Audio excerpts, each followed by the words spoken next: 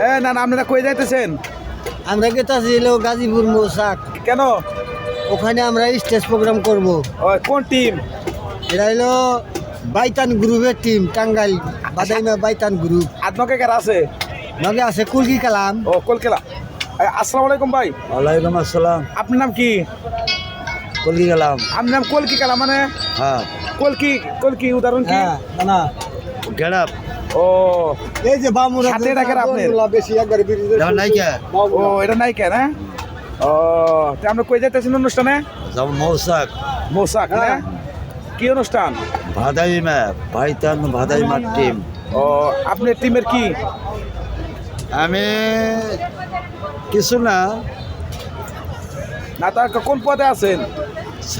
সাইডে ও আচ্ছা আচ্ছা। তাহলে মালিক কই?